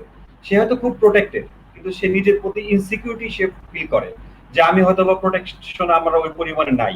তখন হয় কি সে ওইটাকে কারেকশন করতে গিয়ে ভুল হাতে দেখা গেলো সে হাতে মুখে চোখে হাত দিয়ে বসলো বা ঘেমে গেল বা যে কোনো ওয়েতে সে আনপ্রোটেক্টেড হয়ে যায়। এই একটা বিষয়। আরেকটা বিষয় হতে পারে এরকম, যেমন ভয় পেলে হয় কি যে মানুষ হয়তো কার সাথে যোগাযোগ করতে হবে, কি পরামর্শ লাগবে, হয়তো একজন চিকিৎসকের কাছে পরামর্শ না নিয়ে হয়তো একটা বন্ধুকে ফোন করে বসলো। বন্ধুকে ফোন করে বসার পরে বন্ধু তো আরো হয়তো ভয় দেখাই দিল, তুই অমুক ওষুধ খা তমুক ওষুধ খা, এরকম বলে হাজারটা পরামর্শ তাকে দিয়ে দিল। তখন এতে হয় কি হিতের বিপরীত অ্যাকচুয়ালি হয়ে যায়। তো এই জন্য হয় কি যে ভয় পাওয়া যাবে না এখানে। তবে কিছুটা আমি কিন্তু সুদীপ্ত ভাইয়ের সাথে আমি কিন্তু অনেকটাই একমত, সুদীপ্ত সাহেবের সাথে, যেহেতু কিছুটা ভয় পাওয়া আমাদের দরকার, কিন্তু আতঙ্কিত হওয়া যাবে না। মানে ভয় পেয়ে যে একদম আমি নিজের বোধ শক্তি লোপ করবে এটা হওয়া যাবে না। ভয় পেতে হবে, ভয় না পেলে হবে কি আমি আরো বেশি আনপ্রোটেক্টেড হয়ে যাব। আমি দেখা গেল হয়তো তখন মাস্কই করবো না, এবং আমি করোনাকে তখন হয়তো গণনার মধ্যে আমি নিয়ে আসবো না যে করোনা বলতে একটা কিছু আছে। এত ভয় বা আতঙ্ক যাই বল না কেন কিছুটা থাকাটা দরকার, একদম না থাকলেও চলবে না, থাকতে হবে। তবে এটা ঠিক যে বোধ শক্তি লোপ পাওয়া যাবে না। বোধ শক্তিকে নিয়ে এবং বিচার বিবেচনা এবং তার বিশ্লেষণ ক্ষমতা এবং তার চিন্তা ভাবনা এগুলোকে সবগুলোকে তাকে কাজে লাগাতে হবে, যেন এগুলোকে সে কাজে লাগিয়ে সেই জন্য তার নিরাপত্তা ব্যবস্থাটাকে সেই জন্য ঢেলে সাজাতে পারে, এবং চিন্তা করতে হবে যে আমার এই ইনফেকশনটা ঢোকার রাস্তাটা কোন জায়গায়। আমার দেখতে হবে যে আমার মূলত হচ্ছে যে টি জোন এটাকে বলা হয়। টি জোনের মধ্যে কি আছে, দুইটা চোখ আছে আর নাক এবং মুখ। এই টি জোনটা হলো আমার কাছে খুব ভাইটাল ইস্যু। এই টি জোনের মধ্যে আমি যদি ঘর থেকে যখন বের হবো তার আগে প্রথমে আমি করব কি যে আমি মুখটাকে আমি এবং হাতটাকে সাবান দিয়ে ধোবো, অন্তপক্ষে 30 সেকেন্ড ধরে সাবানের ফেনা তৈরি করে 30 সেকেন্ডে আমরা হাত এবং মুখ আগে আমরা ধুয়ে আমরা তারপর মাস্ক পরিধান করব। হ্যাঁ, তারপরে আমরা গগলস পরবো। যদি গগলস না থাকে শুধু মাস্ক এবং আমার ফেস শিল্ড হলেও কিন্তু আমার চলবে। এখন কিন্তু আমরা দেখতে পাচ্ছি কি যে আমরা রাস্তাঘাটে চলাফেরা যখন করছি অনেক লোকই মাস্ক পরছে না, কিন্তু তারা কে কি করছে এটা তার নিরাপত্তা তার বিষয়, কিন্তু এটাকে আমার মাথায় রাখতে হবে না। আমার চিন্তা করতে হবে আমার নিরাপত্তা আমার হাতে। তো কাজেই আমাকে এভাবে আগাতে হবে, আমাকে ওইভাবে চিন্তা করতে হবে। আমি ফেস শিল্ড পরলাম, তারপরে আমি ফেস শিল্ড পরার পরে এই জায়গাটা আর নন টাচ, এই জায়গাটা আর টাচ করা যাবে না। এরপরে আমাকে হয়তো অন্যান্য বাইরে যাওয়ার পোশাক যেমন শার্ট, প্যান্ট, জুতা পরে আমি চলে গেলাম, কিন্তু গ্লাভস পরার দরকার নেই। অ্যাকচুয়ালি আমরা অনেক সময় করি কি, অনেক সময় রাস্তাঘাটে আমরা দেখে থাকি বা অনেক সময় অনেক গুরুত্বপূর্ণ ব্যক্তি এরকম ভুল করে থাকেন। দেখা গেল কি যে মাস্ক নাই, কানে ঝুলছে, অথবা দেখা গেল শুধু ফেস শিল্ড পরা কিন্তু হাতে গ্লাভস আছে। কিন্তু সত্যি কথা বলতে কি, হাতে গ্লাভসের আমার কোনো প্রয়োজন নেই, কারণ আমার যখন এর মাঝখানে আমি যখন বাইরে থাকবো, তখন যদি আমার চোখে, নাকে এবং মুখে যদি ইনফেকশন যদি না যায়, এজন্য আমাকে করতে হবে কি যে আমার এসব এরিয়াতে হাত দেওয়া যাবে না। আমাকে আবার বাড়িতে যখন আসবো তখন আমাকে এই জায়গাটা হাত দেওয়া যাবে। তাও কি বাইরে থেকে যখন আমি আসবো, অথবা আমি যদি কোনো কারণে আমার হাত দেওয়ার প্রয়োজনই পড়ে, সবার আগে আবার সাবান দিয়ে হাত ধুয়ে নিতে হবে, সাবান দিয়ে হাত ধুয়ে নিতে হবে। নিয়ে তারপরে আমাকে কিন্তু ওই আগে ফেস শিল্ডটা খুলে একটা নিরাপদ জায়গায় রাখবো, তারপরে মাস্কটা খুলবো, সেটাকে নিরাপদ জায়গায় রাখবো, তারপরে আমি এই জায়গাটায় আমি সরাসরি সাবান দিয়ে আগে ধুয়ে ফেলতে হবে। তারপরে আমার এখানে কোনো অ্যাপ্লিকেশন যদি প্রয়োজন পড়ে তখন আমি সেখানে অ্যাপ্লিকেশন করব। এর মাঝখানে অন্য কিছু করা যাবে না, এখানে এই জায়গাটাতে কিছু করা যাবে না। এই জায়গাটা আমরা সিল করতে পারি, তাহলে আমরা এইটুকু বিশ্বাস করতে পারি যে আর যাই হোক আমাদের এই সমস্যাটা হবে না। তবে এই আমাদের যে প্রবলেমটা আমরা ফেস করছি, যেটা হচ্ছে কৌশিক যেটা জিজ্ঞেস করলেন আমাকে, যে আমরা কি প্রবলেম ফেস করছি অ্যাকচুয়ালি কি যে আমাদের বিশেষ করে ঢাকাতে আমরা যারা থাকি, হয়তো আমাদের রিসোর্স গুলো অ্যাভেলেবল থাকে, কিন্তু আমাদের ঢাকার বাইরে যারা আমরা আছি, যেমন আমি বিশেষ করে ময়মনসিংহ মেডিকেল কলেজ হসপিটালে কাজ করছি, আমার এখানে রিসোর্সের বেশ অভাব। মানে অভাব বলতে এটা বোঝাচ্ছে যে আমার হসপিটাল থেকে সাপ্লায়ার্স এর কোনো অভাব নাই। হ্যাঁ, অভাবটা কোথায়, হয়তো দেখা গেল আমি এক্সট্রা প্রোটেকশন দিতে চাচ্ছি। কেন দিতে চাচ্ছি? রিসেন্টলি আমরা যত জানি, আমরা আগেই জানতাম, আমাদের দেশ পৃথিবীব্যাপী বিজ্ঞানীরা কিন্তু বলছেন যে আমাদের কিছুটা মাইক্রো ড্রপলেট অথবা বলতে পারি নিউক্লিয়ার ড্রপলেট এর মাধ্যমে সেখান থেকে ইনফেকশন গুলো মানে SARS-CoV-2 ভাইরাসটা ছড়াতে পারে। কিন্তু আমাদের WHO এত অস্বীকার করে আসছে। আর আমাদের দেশটা যেহেতু WHO এর পরামর্শ অনুযায়ী সারা দেশব্যাপী WHO যতক্ষণ এগ্রি না করে ততক্ষণ পর্যন্ত আমাদের কিন্তু কোনোভাবেই কিন্তু আমরা ওইদিকে হয়তো মনোযোগটা দেই না।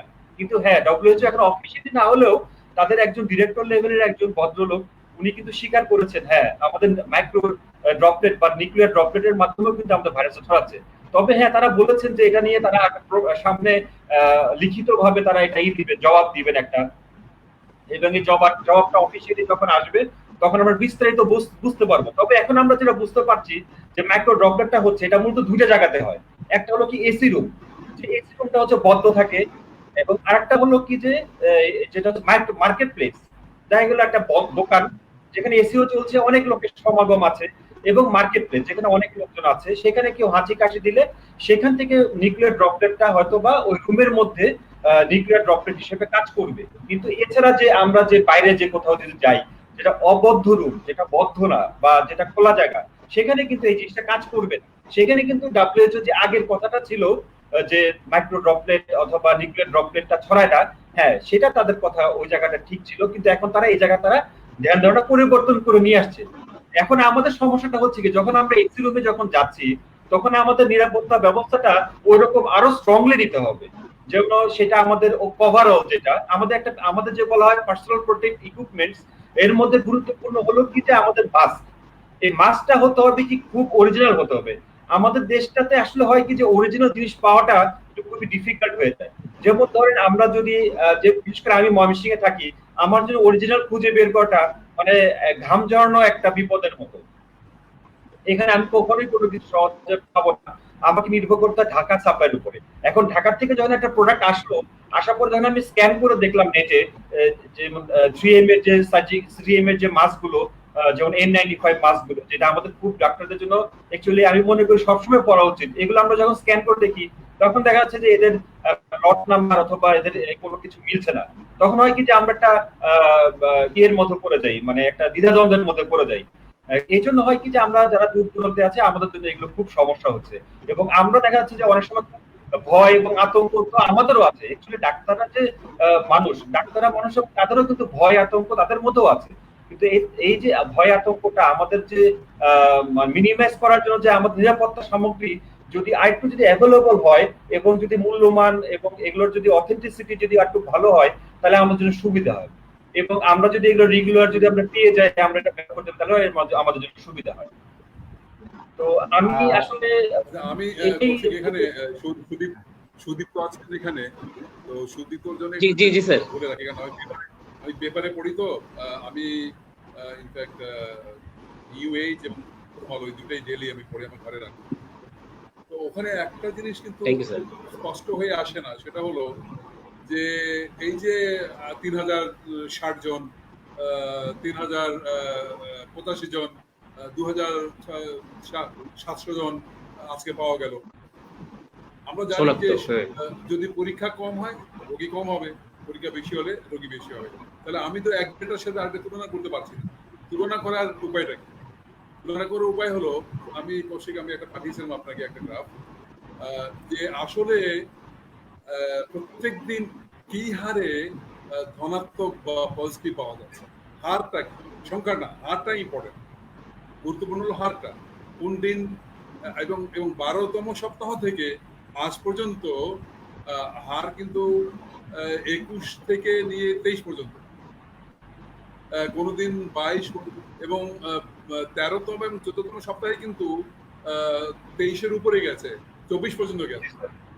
এখন কিন্তু এই আজকে 21-এর মতো, গতকালকে প্রায় 23-এর মতো ছিল, 22.94।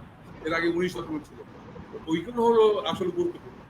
ওইগুলোর উপরে আমাদের এখানে একটা গ্রাফ দেখা যাচ্ছে, এটা হলো আপনার যে পার্সেন্ট পজিটিভ। আপনি দেখেন ডান দিকে ওই 12তম সপ্তাহ থেকে কিন্তু প্রায় একই লেভেলে আছে, একই পর্যায়ে আছে, এবং 14তম সপ্তাহে কিন্তু একটু উপরে আছে, মাঝে মাঝে বাড়ছে, মাঝে মাঝে কমছে, কিন্তু মোটামুটি ওই সপ্তাহগুলো থেকে প্রায় একই রকম আছে। এর মানে হলো আমি যত সংখ্যায় পজিটিভ পাই না কেন, সংখ্যাটা বিচার না করে আমি, আর এটা হলো পরেরটা হলো যে একবার বোধ হয় 18,990টা পরীক্ষা করা হয়েছিল একদিনে।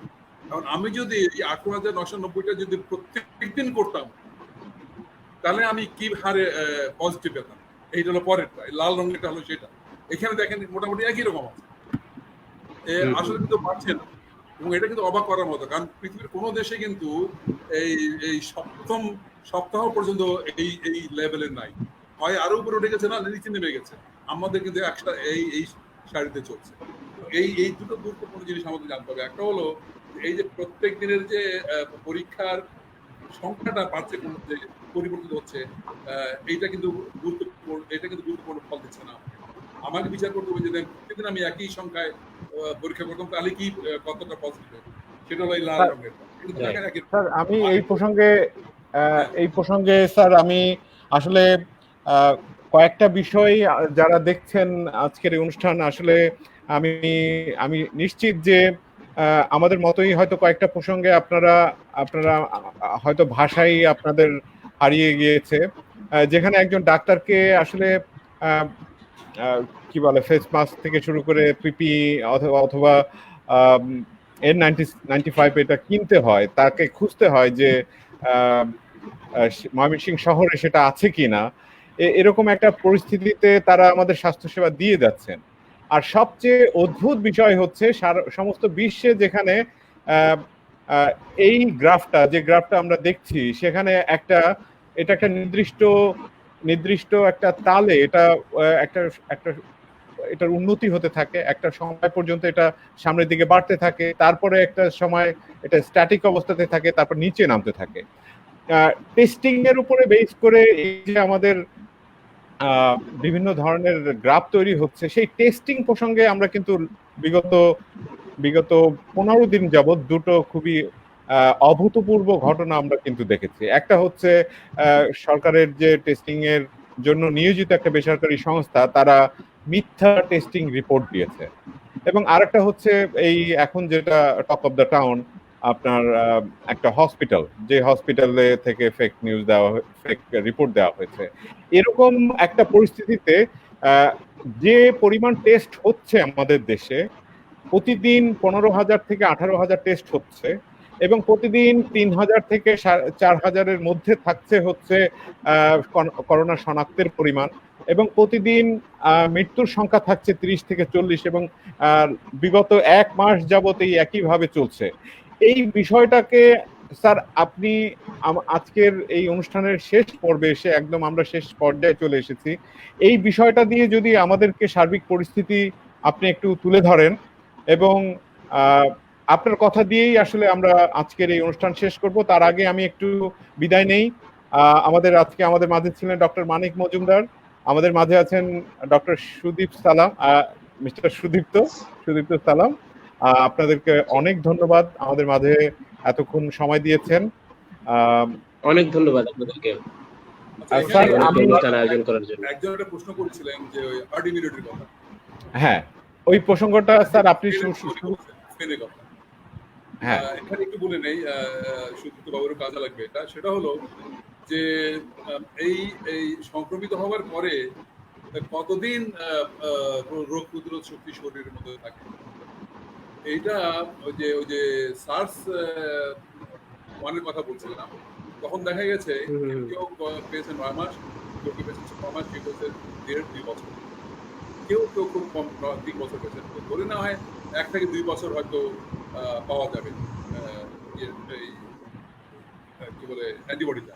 কিন্তু এখানে কোভিড-19 দেখা যাচ্ছে ইনফ্যাক্ট 2-3 সপ্তাহ পরেও এটা পাওয়া যাচ্ছে না। কিন্তু আসলে আইজিজি নিজেই শরীরের মধ্যে থাকে 3 মাসের মতো।